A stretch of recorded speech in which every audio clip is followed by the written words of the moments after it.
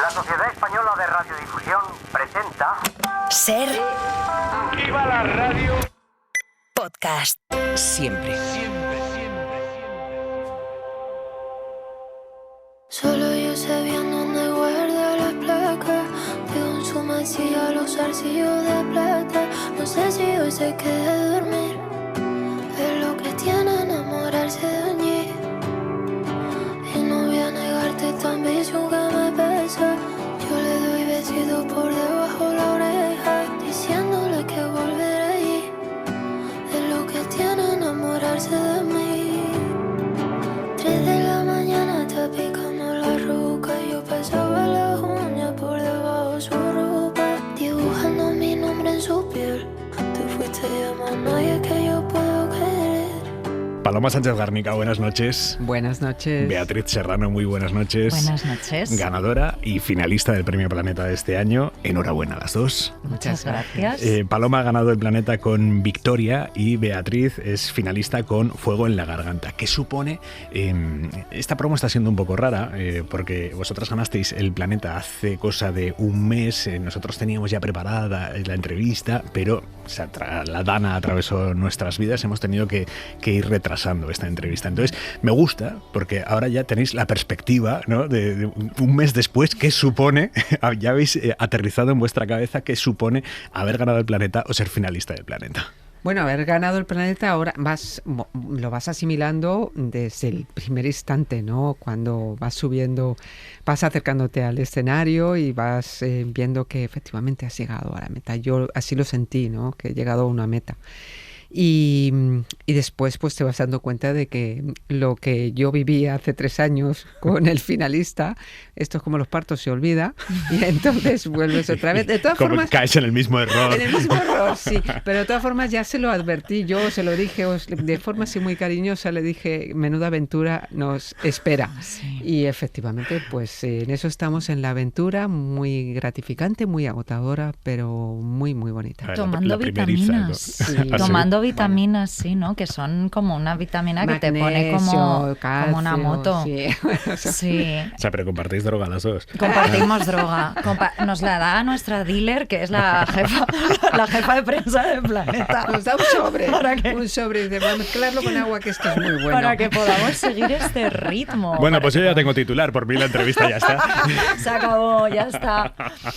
Paloma, Victoria es una novela ambientada en el Berlín tras la Segunda Guerra Mundial. La protagonista es investigadora, descifra códigos y la historia le va llevando a tomar decisiones vitales complejas en las que se mezcla la familia, el amor, también el espionaje, el comunismo soviético, el racismo en Estados Unidos.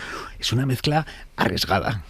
Sí, bueno, porque en la vida muchas veces habitualmente nos encontramos con encrucijadas que nos obligan a decidir, y es lo que le pasa a Victoria, además en unos tiempos muy convulsos. Son los 15 años siguientes a la finalización de la Segunda Guerra Mundial, en los que se fragua la Guerra Fría.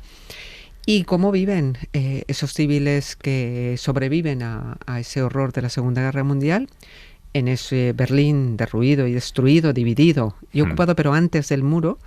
Y bueno, luego también la otra cara de la moneda, el otro lado del Atlántico, en Estados Unidos, con sus leyes de segregación racial, con sus graves grietas, ¿no? Porque era una democracia, efectivamente, sí, es una democracia, pero las democracias también tienen imperfecciones y sobre todo en esos tiempos tenían las grietas profundas del racismo, un racismo legitimado por unas leyes, las leyes de segregación racial, que se aplicaban extensivamente en los estados del sur y, focalizo Nueva York, que se dio en todo Estados Unidos, pero focalizo Nueva York en macartismo, esa caza de brujas que desató una delirante persecución anticomunista. Tu libro está basado en un complejo tejido de tramas, son muchas tramas.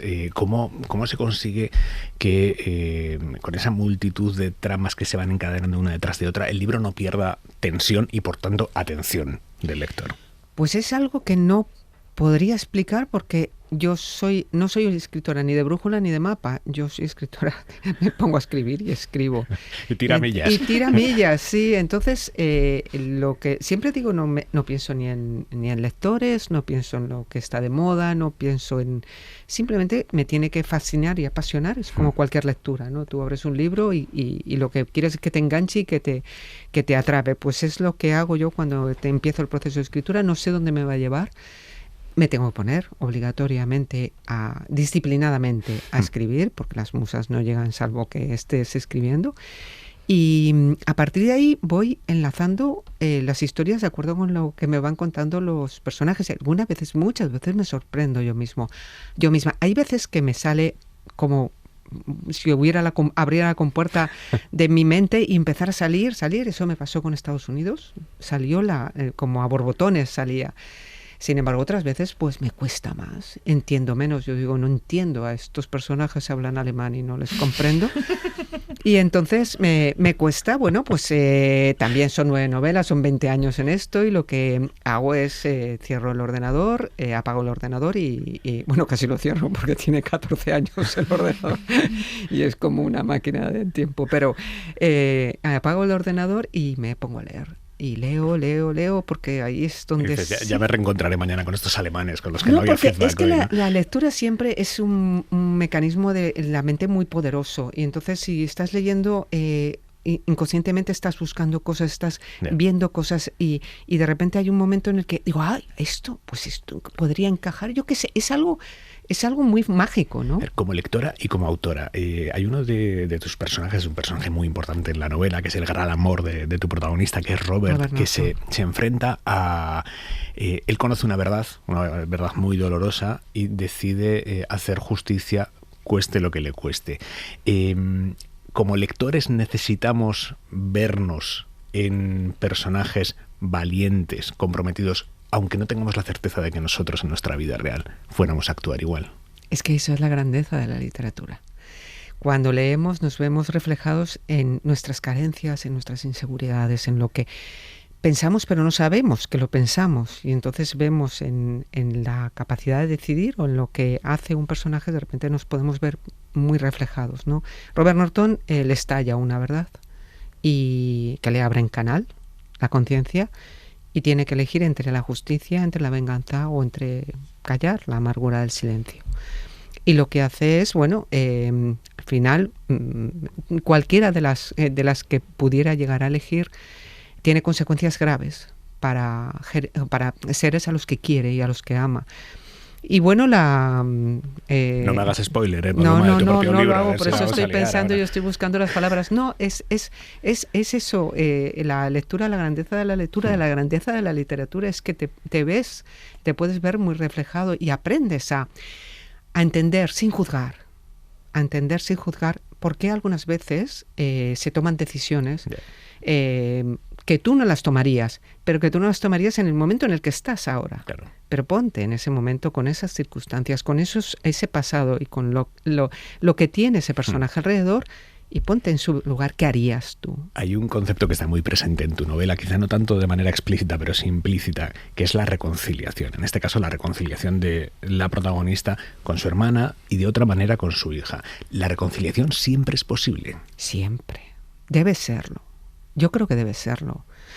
Porque los seres humanos tenemos capacidad para la redención, para el perdón, y además es el mejor regalo que nos podemos hacer, perdonar. Y bueno, además es que la relación entre las dos hermanas está basada en malos entendidos, que se mantienen en el tiempo, que no están cerrados, que aparentemente parece que están olvidados, pero luego surgen y causan mucho dolor. Y la oportunidad de la redención siempre está ahí, siempre y cuando las partes quieran, ¿no? Porque si hay una parte que no quiere es muy complicado. Pero el perdón es un elemento, es un acto propio. Si tú quieres perdonar, aunque el otro no te perdone, bueno, pues... Pero la reconciliación tiene que ser bilateral. Sí, y por eso digo que es una cosa de dos, pero el hecho de que tú trates de hacerlo y tiendas la mano ya te reconcilia un poco contigo mismo, ¿no? Sobre todo cuando eres tú el que has cometido los errores y los fallos. Paloma, ¿sabes que de un tiempo a esta parte una crítica que se le hace siempre o muchas veces al Premio Planeta es que premia novelas con una vocación muy comercial? ¿Tu novela tiene esa vocación muy comercial? Es que qué problema hay que sea comercial, qué problema hay que se lea por mucha gente. Es que ese es el prejuicio que tenemos en esta sociedad. Lo que se lee mucho, lo que alcanza a mucha gente es malo, o es, no sé si es malo, es de peor calidad. No, la grandeza de la literatura es que pueda llegar a muchos estratos, porque hay gente que lee de una forma más superficial, pues porque no llega nada más que a la parte de la superficie de la historia. Hay otros que se meten más en la profundidad de la psicología de los personajes, hay otros que buscan pues la forma de narrativa, y otros que buscan... Es que cada lector es un mundo.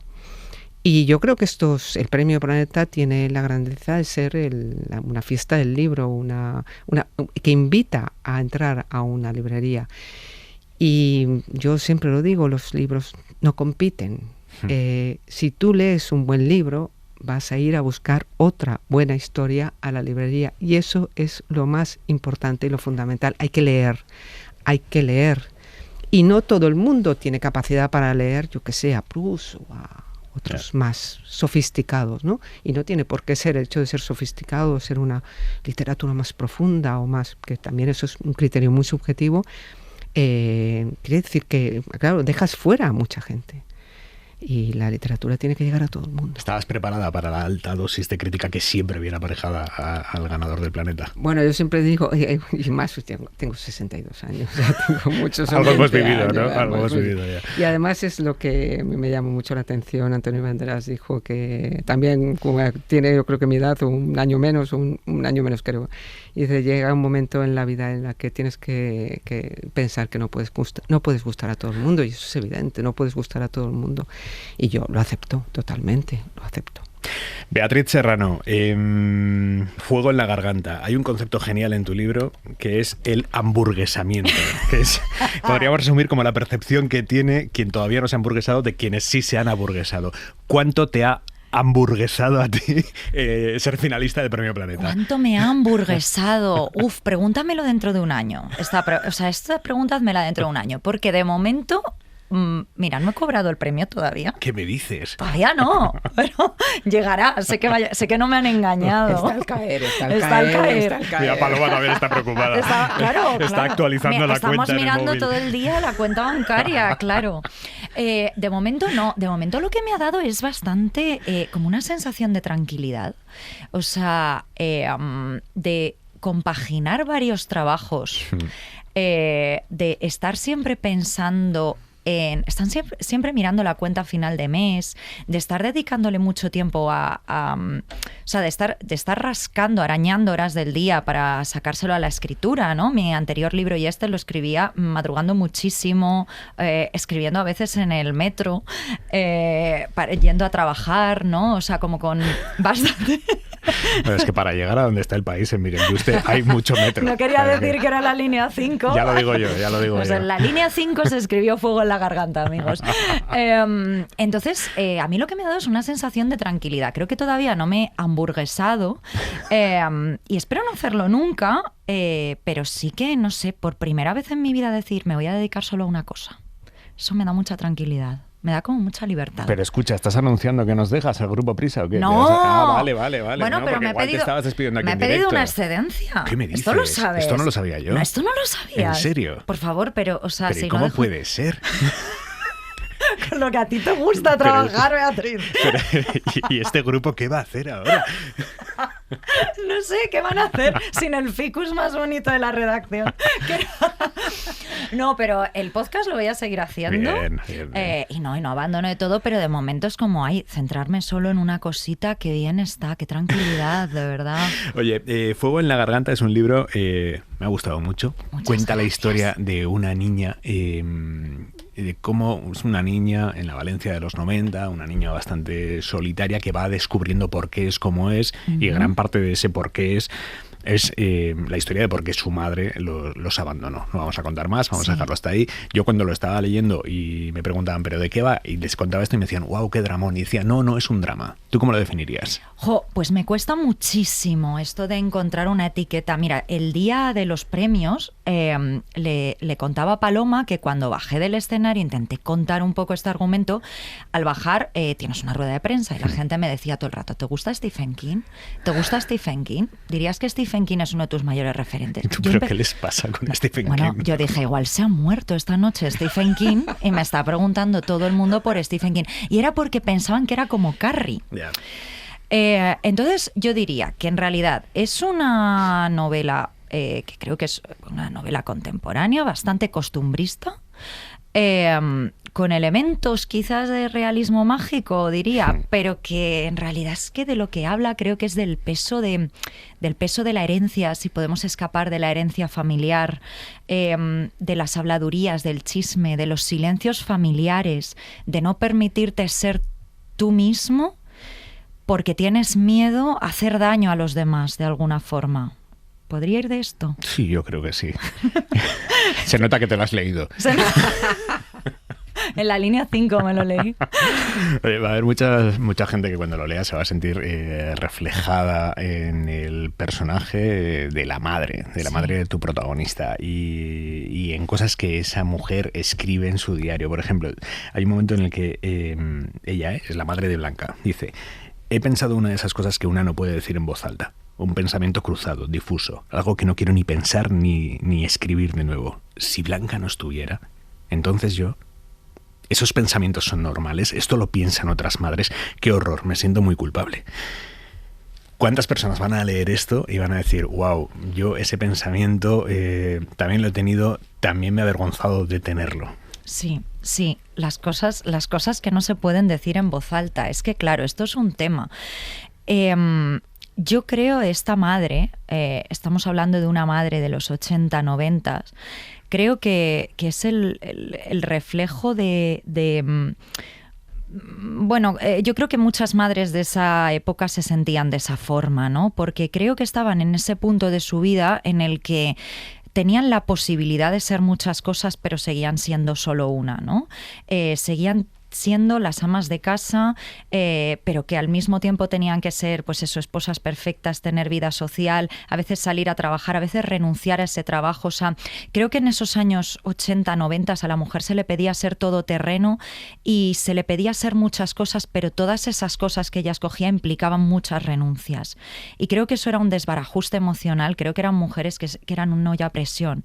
Y a mí esto me parece como rendir homenaje, intentar entender. Mira, la cosa más bonita que me han dicho cuando ya ha salido este libro y lo han leído amigos míos ha sido, he comprendido o me ha ayudado a entender a mi propia madre, ¿no? O sea, esas madres que de repente estaban cabreadas y no sabías por qué, que llegaba la hora de la cena y tú no entendías por qué te metían 4 gritos, porque tú te estabas retrasando con las tareas y demás, eran mujeres que se les había... que habían aprendido, que habían salido al mundo y se las había vuelto a meter en el sitio donde habían estado también sus madres. Y esas madres creo que se merecen un homenaje también porque son las que a chicas como yo les han dicho, tú no seas solo esto, ¿no? Y nos han dado todas las oportunidades para ser diferentes y para hacer lo que quisiésemos hacer, ¿no? Entonces, es que es duro, ¿eh?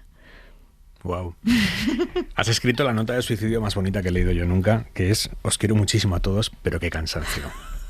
Eso está basado en una historia real. Es horrible. ¿Qué me dices? Sí. O sea, que ni siquiera la has escrito tú esta nota. Bueno, la he adaptado, pero una vez leí una nota parecida. Joder. Una vez leí una nota parecida y creo que resumía muy bien, sí, como que dice ella, como quien se va al cine, ¿no? O sea, es un momento que dices, me voy de la fiesta, ha sido muy divertido hasta ahora, pero no puedo más.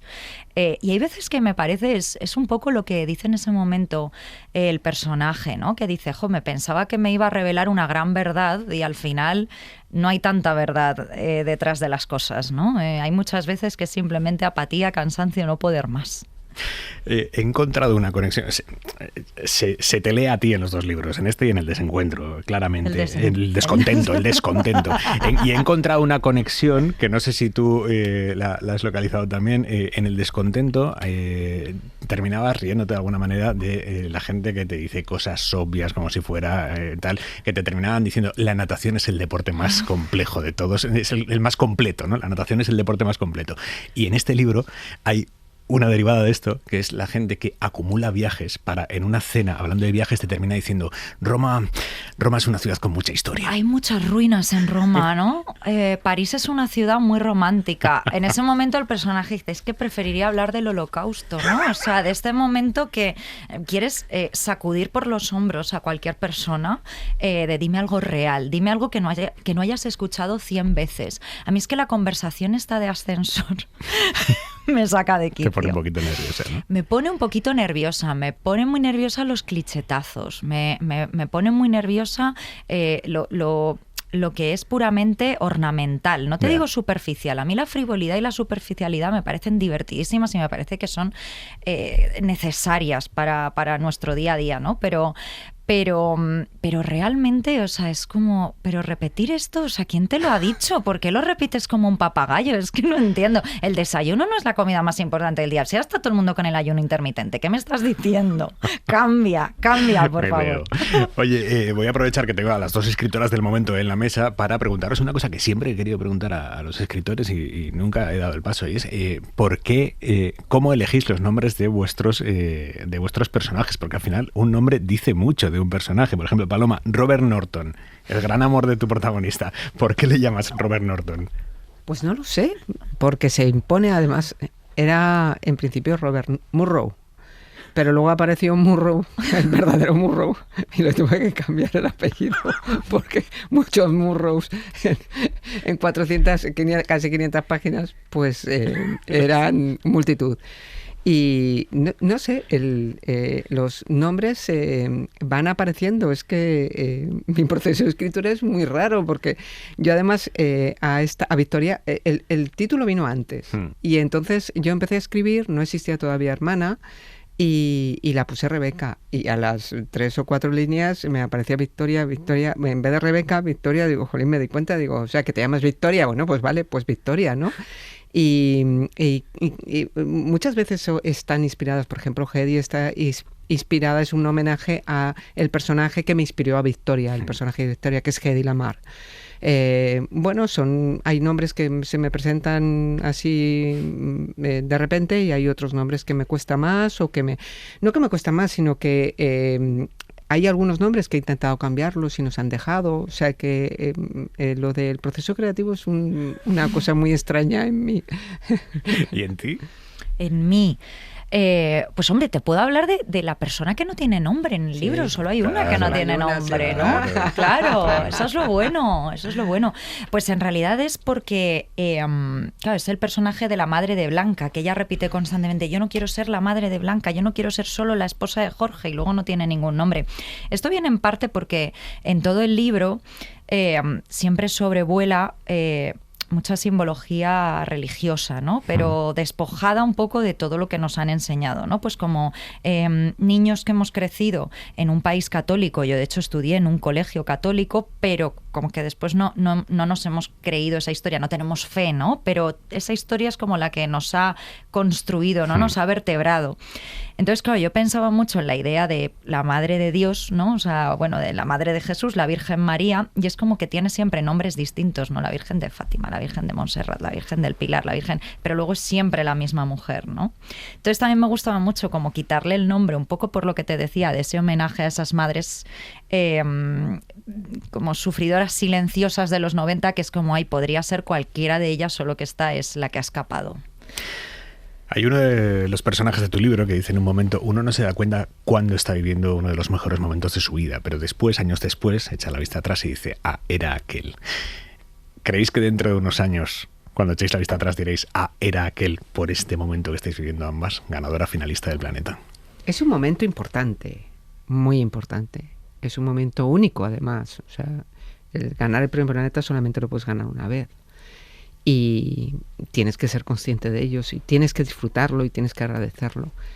Y yo soy muy consciente. Ella, la nebulosa... La vemos un pelín más inconsciente a ella, ¿o qué? No, claro, es que claro, vivimos y la generación, ahí los años se notan. Y ahí esto es como, ¿qué te pasó? Que subiste al escenario y a las 7:30 dijiste, ¿qué ha pasado? ¿Qué ha pasado? ¿Qué ha pasado? Yo creo que esto es un poco, claro, no, pero esto es un poco como cuando estás de vacaciones, ¿no? Y de repente dices, esto lo hablamos mucho Guillermo y yo, y dices, ay, qué aburrido estaba, qué aburrido. Y dices, no, estabas siendo feliz, no te diste cuenta, pero estabas siendo feliz. Yo ahora, o sea, eso lo escribí siendo un poco consciente de que yo he cambiado. Yo ahora intento estar más presente, voy a hablar como un coach, pero intento estar más presente en mi vida, intento disfrutar un poquito más y valorar más las cosas que tengo en cada momento, pero es verdad que hay muchas veces que dices, ostras, fue aquí, ¿no? Aquí era cuando éramos realmente felices, ¿no? Antes de que todo se viniera abajo.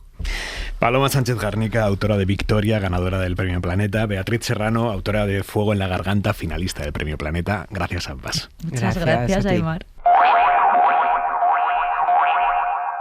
Para no perderte ningún episodio, síguenos en la aplicación o la web de la SER, Podium Podcast o tu plataforma de audio favorita.